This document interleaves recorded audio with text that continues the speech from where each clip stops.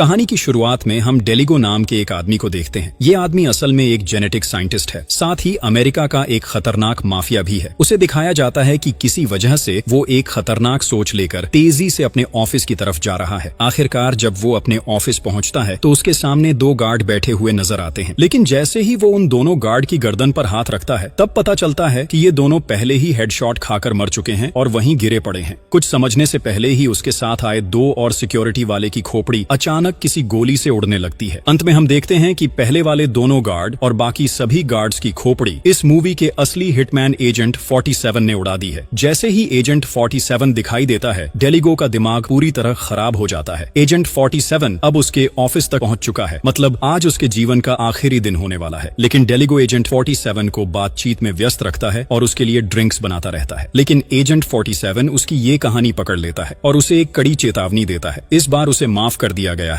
अगर इसके बाद एजेंट 47 के पीछे उसके लोग लगते हैं तो वो किसी को भी नहीं छोड़ेगा। वैसे ही एजेंट 47 एक थ्रेड के सहारे उसकी ऑफिस से बाहर निकलने लगता है। लेकिन डेलिगो एजेंट 47 को मारने के लिए जब अपना सजाया हुआ वेपन बॉक्स खोलता है तो उसे पता चलता है कि एजेंट 47 ने पहले ही उसी बॉक्स में टाइम बम सेट कर रखा है। इसके चलते डेलिगो वहां से हटने से पहले ही एक ब्लास्ट में उसकी कहानी खत्म हो जाती है। और सिर्फ इतना ही नहीं, मूवी के अगले सीन में आप ऐसी कई कहानियां देखेंगे जहां एजेंट 47 जो हिटमैन है माफिया को इस तरह मारता है कि देखने के बाद आपकी नजरें भी हटा नहीं पाएंगी। लेकिन उससे पहले चलो जानते हैं कि डेलिगो ये माफिया ने एजेंट 47 के साथ ऐसा क्या किया था जिसकी वजह से उसे उसकी पूरी गैंग के साथ इतनी खतरनाक तरह से खत्म होना पड़ा। असल में ये डेलिगो नाम का माफिया कई सालों से एक लड़की को ढूंढ रहा है और उस लड़की का नाम कटिया है। यहाँ आपको इस कटिया नाम की लड़की के बारे में पहले 2 लाइनें बता दूं। कटिया के पिता एक जाना माना साइंटिस्ट हैं जिनका नाम डॉ पीटर है और यही डॉ पीटर लगभग 30 साल पहले इस हिटमैन एजेंट 47 को सड़क से उठाकर अपने एजेंसी में ले आए थे। वहां उन्होंने उस पर जेनेटिक रूप से एक्सपेरिमेंट करके उसे सुपर एसासिन बना दिया था। एजेंसी में हजारों बच्चों पर इसी तरह जेनेटिक रूप से एक्सपेरिमेंट करके उन्हें सुपर एसासिन बनाया जाता था और उन्हें बारकोड के जरिए अलग अलग नाम दिए जाते थे और यहीं इस हिटमैन के सिर के पीछे बारकोड बनाकर उसका कोड नेम एजेंट 47 दिया गया।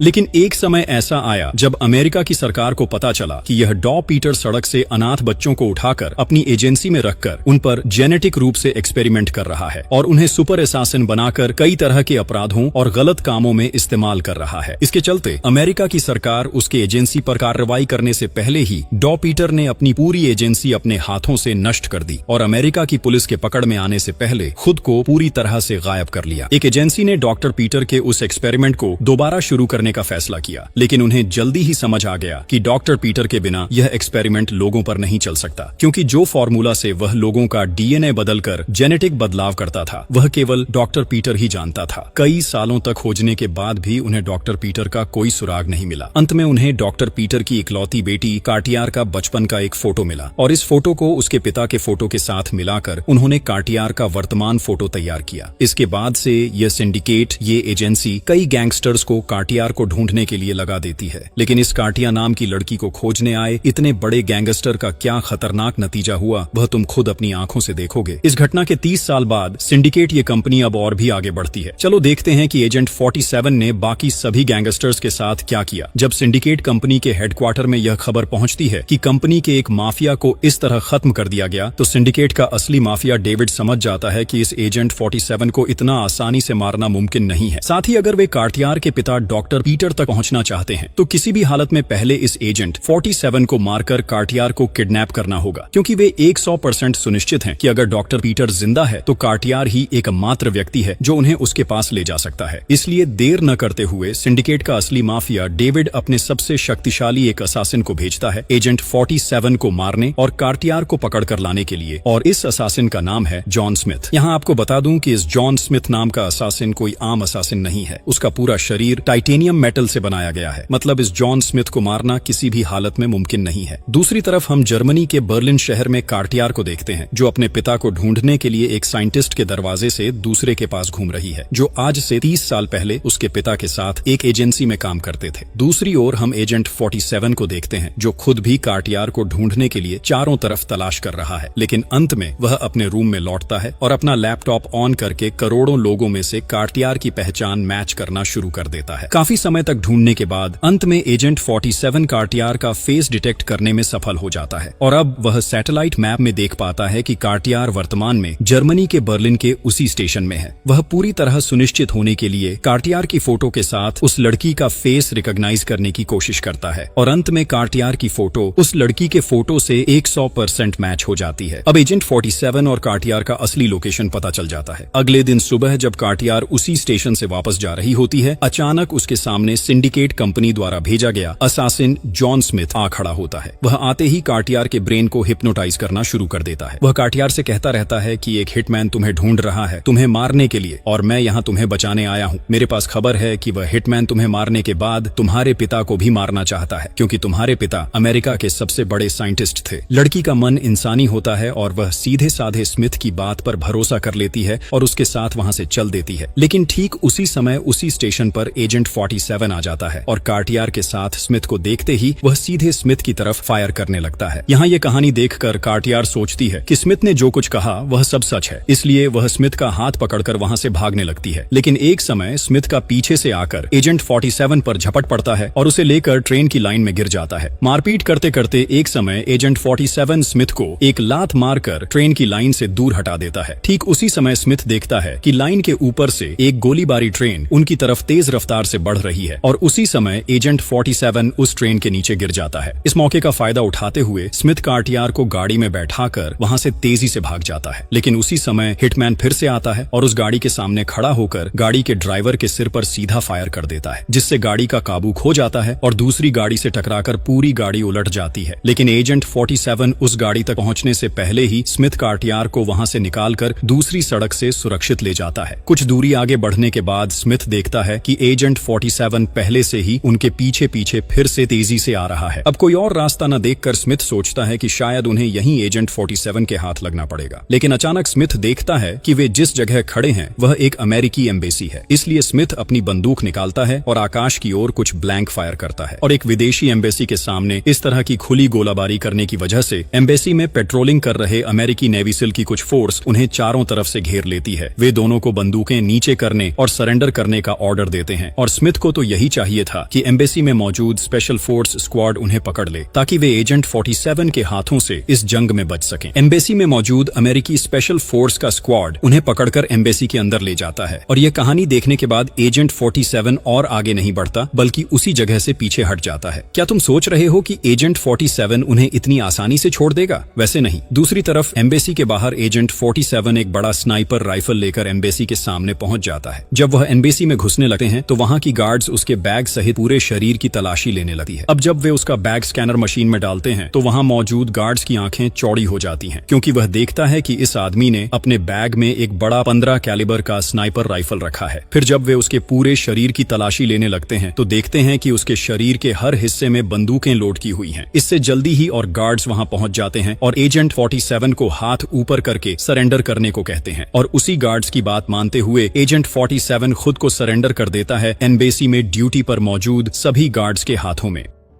तुम शायद सोच रहे हो कि एजेंट 47 अगर चाहे तो अकेले ही सभी गार्ड्स को खत्म कर सकता था, तो फिर उसने सरेंडर क्यों किया? असल में यह एक अमेरिकी एम्बेसी थी। अगर यहाँ वह कोई उल्टा सीधा काम करता तो पूरे अमेरिका की एक फोर्स उसके पीछे पड़ जाती, साथ ही उसे ढूंढते हुए अमेरिकी आर्मी कार्टियार तक पहुंच जाती और अगर वे कार्टियार को पकड़ लेते तो वे कार्टियार के पिता डॉक्टर पीटर को भी पकड़ सकते थे, जो पिछले 30 सालों से अमेरिका की पुलिस से भागते रहे हैं। सभी बातों को ध्यान में रखते हुए एजेंट 47 खुद को अमेरिकी एम्बेसी के गार्ड्स के हाथों में सरेंडर कर देता है और खुद को सरेंडर करने का एक बड़ा कारण यह भी है कि अगर वह सरेंडर करके एम्बेसी के अंदर पहुंच जाता है तो वहीं वह असासिन स्मिथ को मारकर कार्टियार को छुड़वा सकता है। लेकिन हथियार लेकर एम्बेसी में घुसने की कोशिश करने की वजह से गार्ड्स एजेंट 47 को भी पकड़ लेते हैं और उसे अंदर लेकर पूछताछ शुरू कर देते हैं। कुछ समय पहले जो ऑफिसर कार्टियार से पूछताछ कर रहा था वह अब एजेंट 47 के कमरे में आता है। फिर वह उसके हाथों में हैंडकफ डालकर उसे टेबल से बांध देता है। अब ऑफिसर एजेंट 47 का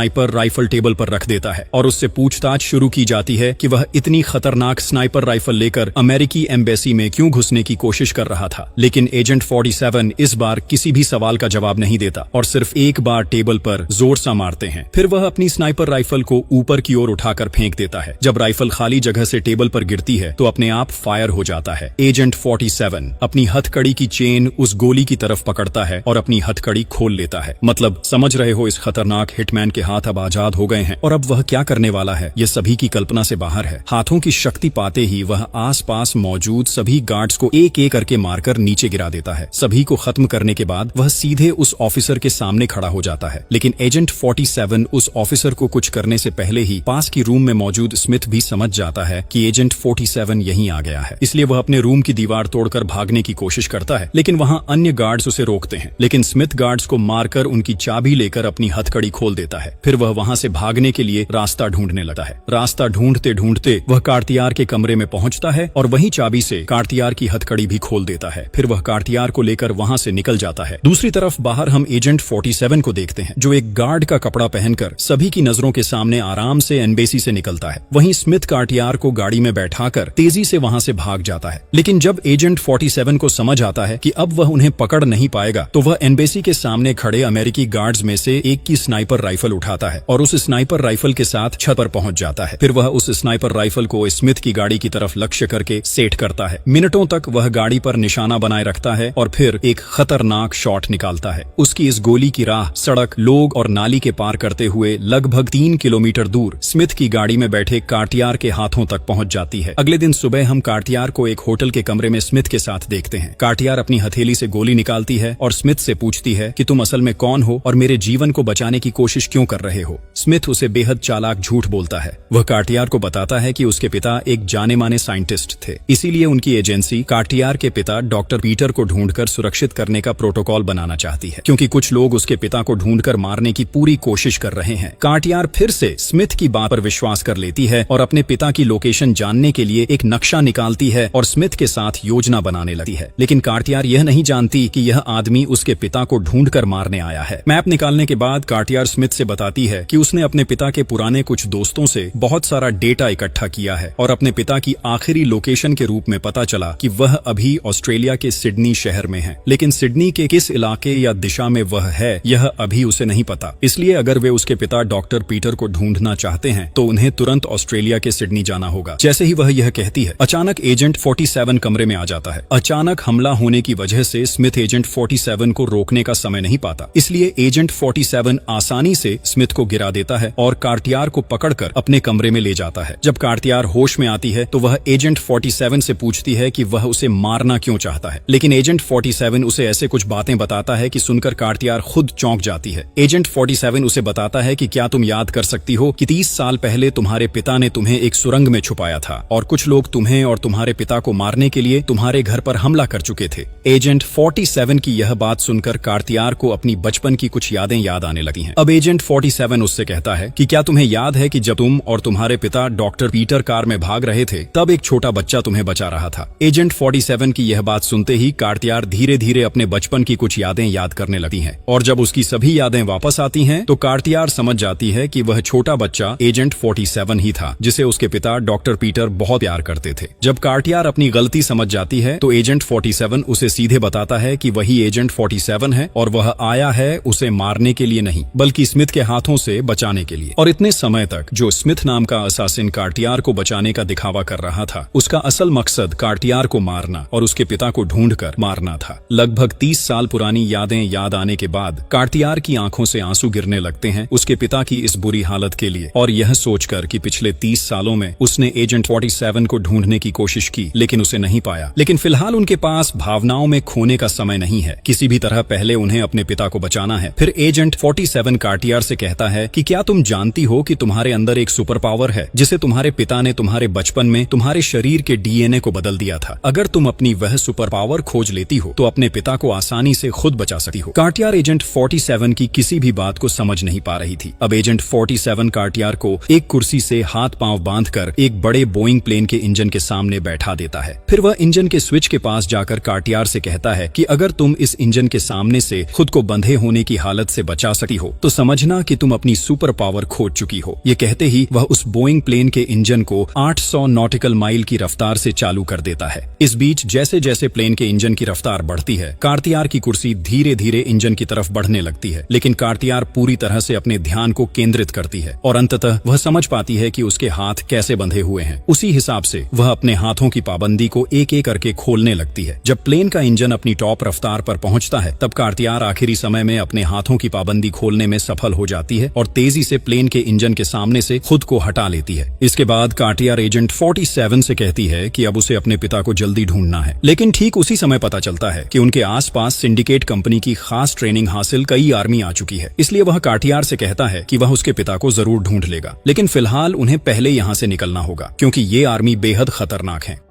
वह धीरे धीरे प्लेन के इंजन के स्विच के पास जाता है और इंजन की रफ्तार और बढ़ा देता है। साथ ही वह प्लेन के इंजन को उन आर्मी की तरफ मोड़ देता है। इस बीच प्लेन का इंजन इतनी रफ्तार से घूमता है कि आसपास मौजूद सभी लोहे की चीजें इंजन की तरफ खींचने लगती हैं। दूसरी तरफ एजेंट 47 पहले उनके पीछे जाकर खड़ा होता है। फिर वह एक की राइफल उठाता है और दूसरे का सिर उड़ाता है और तीसरे को अपने पास घूम रही एक गैलेंडर मशीन में फेंक कर कुचल देता है। इसके बाद वह वहां से थोड़ा दूर जाता है। फिर हाथ में एक इलेक्ट्रिक ड्रिल मशीन उठाता है और जैसे ही पास में एक और आर्मी आता है, वह उसी ड्रिल मशीन से उसका सिर फोड़ देता है। इसके बाद वह कार्तियार को लेकर वहां से कुछ दूरी पर चला जाता है और जैसे ही वहां दो और लोग आते हैं, वह एक बटन दबाता है। इसके बाद दो बड़े हथौड़ों के दबाव में वे दोनों पूरी तरह खत्म हो जाते हैं। इस तरह वह एक के बाद एक ट्रैप लगाकर धीरे धीरे खास ट्रेनिंग हासिल आर्मी को खत्म करता रहता है। जैसे ही वहां और आर्मी आने लगती है, एजेंट 47 कार्तियार को एक दूसरी सड़क दिखाकर वहां से निकलने के लिए कहता है। फिर वह हाथ में एक पंखे की ब्लेड उठाता है और उसी ब्लेड से किसी का सिर पूरी तरह अलग कर देता है। लेकिन दूसरी तरफ कार्तियार जैसे ही भागने की कोशिश करती है, सामने आ जाता है असासिन स्मिथ। अब वह बिना कोई बात किए कार्तियार का सिर पकड़कर एक बार में प्लेन के इंजन से मार देता है। लेकिन ठीक उसी समय कार्तियार को बचाने के लिए एजेंट 47 पीछे आ खड़ा होता है। अब शुरू होता है दो खतरनाक असासिन की भयंकर लड़ाई के एक मोड़ पर एजेंट 47 स्मिथ के सीने में चाकू घोंप देता है, लेकिन इस बार उसे पता चलता है कि स्मिथ टाइटेनियम मेटल से बना है, इसलिए उसके शरीर में चाकू लगने के बावजूद कुछ नहीं होता। और इस मौके का फायदा उठाकर स्मिथ एजेंट 47 पर इतना हमला करता है कि उसे आधमड़ा कर देता है। लेकिन प्लेन का इंजन इतनी रफ्तार से घूमता है कि आसपास की सारी चीजें उसकी ओर खींचने लगती हैं। साथ ही वहां मौजूद सभी आर्मी ब्लेड की ओर उड़ने लगते हैं। ब्लेड में गिरते ही वे पूरी तरह कटकर टुकड़ों में बंट जाते हैं। यह कहानी देखकर स्मिथ प्लेन के इंजन के रडार एरिया से दूर कूदकर हट जाता है और इतने सारे लोग एक साथ प्लेन के इंजन में जाने की वजह से इंजन में एक बड़ा विस्फोट होता है। इस मौके का फायदा उठाकर एजेंट 47 कार्तियार को उठाकर वहां से आसानी से बाहर निकल जाता है। मूवी के सीन बदलने पर हम कार्तियार और एजेंट 47 को देखते हैं कि वे एक एयरपोर्ट पर आ चुके हैं। वे असल रूप से जर्मनी से अब ऑस्ट्रेलिया के सिडनी में उतर चुके हैं। लेकिन यहाँ एजेंट 47 कार्तियार को बताता है कि उन्हें एयरपोर्ट के सभी सीसीटीवी कैमरों को चकमा देकर बहुत ध्यान से यहाँ से बाहर निकलना होगा। ये सब बातें कहते हुए एजेंट 47 अपने पास खड़े एक पायलट का ब्लेजर उठा लेता है और खुद पर पहन लेता है। फिर को पायलट का सिर उठाकर अपने सिर पर रख लेता है और कार्तियार को बताता है कि वह एयरपोर्ट के पीछे वाले दरवाजे से निकलकर सड़क पर उसके लिए इंतजार करे। उसके कहने पर कार्तियार पीछे वाले दरवाजे से एयरपोर्ट से बाहर निकलने की कोशिश करती है। इसीलिए वह सीसीटीवी कैमरों को चकमा देने के लिए सीधे रास्ते की बजाय कैमरों की ओर उल्टे रास्ते से चलती है। लेकिन इतना सब करने के बाद भी आखिरी समय में कार्तियार एयरपोर्ट के बाहर एक कैमरे के सामने आ जाती है। इसके नतीजा एयरपोर्ट में मौजूद सिंडिकेट कंपनी के गार्ड उसे डिटेक्ट कर लेते हैं कि कार्तियार अब ऑस्ट्रेलिया के सिडनी एयरपोर्ट में है। इस बीच प्लेन के इंजन में धमाके के बाद स्मिथ फिर कार्तियार के उसी होटल रूम में जाता है और वहीं मैप देखकर समझता है कि कार्तियार अब अपने पिता को खोजने ऑस्ट्रेलिया के सिडनी गई है। यही बात तो उसने कल रात उससे बातचीत में कही थी। खैर, एयरपोर्ट से निकलने के बाद अगले दिन एजेंट 47 और कार्तियार एक होटल रूम में पहुंचते हैं। इस बीच एजेंट 47 बाथरूम में शावर लेने जाता है और दूसरी ओर कार्तियार एजेंट 47 की उन खतरनाक दो बंदूकें निकालकर उन्हें साफ करने लगती है। लेकिन ठीक उसी समय उनके रूम पर ऑस्ट्रेलिया में मौजूद सिंडिकेट कंपनी के कई एजेंट हमला कर बैठते हैं। लेकिन उन्हें पता नहीं कि यहीं एजेंट 47 मौजूद है। एजेंट 47 अपने बंदूक हाथ में न पाने के बावजूद अकेले ही सभी को मार गिराना शुरू करता है। इस तरह वह सिर्फ कुछ मिनटों में वहां मौजूद सभी को मारकर तहस नहस कर देता है और उसकी बिना इजाजत बंदूकें खोलकर असेंबल करने की वजह से वह कार्तियार को डांटने लगता है। मूवी का सीन बदलने पर हम जर्मनी के सिंडिकेट कंपनी के ऑफिस को देखते हैं, जहां इस कंपनी के असली माफिया डेविड नजर आता है। एजेंट 47 की एक तस्वीर अपनी स्क्रीन पर रखकर वह स्मिथ को अंतिम ऑर्डर देता है, चाहे जो भी हो वह एजेंट 47 को मार दे। डॉ पीटर और उसकी बेटी कार्टियार को उसके सामने जीवित या मृत लाकर पेश करना होगा। ऑन ऑर्डर मिलने के बाद स्मिथ अपनी गैंग तैयार करता है और अब ऑस्ट्रेलिया की ओर निकल पड़ता है। इस बीच हम ऑस्ट्रेलिया में देखते हैं कि कार्टियार अपने पिता की लोकेशन खोजते खोजते आखिरकार उसके सामने पहुंच गई है। 30 साल बाद वह अपने पिता को अपनी आंखों के सामने देखकर अपनी भावनाओं को रोक नहीं पाती। इसके चलते उसकी आंखों से आंसू बहने लगते हैं। इतने सालों बाद अपनी बेटी को अचानक अपनी आंखों के सामने देखकर डॉक्टर पीटर उससे पूछते हैं कि उसने अपनी लोकेशन कैसे ट्रैक की। ठीक उसी समय डॉक्टर पीटर देखते हैं कि उसके पीछे एजेंट 47 खड़ा है। अब डॉक्टर पीटर को भी समझ में आता है कि उसकी लोकेशन एजेंट 47 ने ट्रैक की है। खैर वहां उनकी बातचीत चल ही रही थी कि अचानक एजेंट 47 को नजर आता है कि 2 लोग उनकी तरफ अजीब नजरों से देख रहे हैं। तुरंत उसे समझ में आता है कि ये सिंडिकेट कंपनी के जासूस हैं। इसलिए एजेंट 47 बिना कोई जोखिम उठाए फटाफट दोनों को शूट कर वहां गिरा देता है। इसके बाद वह डॉक्टर पीटर और कार्टियार को एक कार में बैठाकर फुर्ती से वहां से निकल पड़ता है, क्योंकि सिंडिकेट कंपनी का जासूस वहां पहुंच चुका है। मतलब आगे और भी कई लोग वहां पहुंचने वाले हैं। और सच में ऐसा ही होता है। कुछ दूर जाने के बाद अचानक सड़क पर चारों तरफ से सिंडिकेट के लोग उन्हें घेर लेते हैं। चारों तरफ से वे डेजर्ट पिन फायर करने लगते हैं उनकी कार की तरफ, और पिन कार के अंदर जाकर हुक की तरह फंस जाते हैं। इसलिए चाहे जितना भी कार में दबाव डाला जाए, कार 1 इंच भी नहीं हिलती। जब एजेंट 47 समझ जाता है कि अब उसे फ्रंट लाइन में युद्ध करना होगा, तो वह कार से उतरकर अपनी कमर से अपनी 2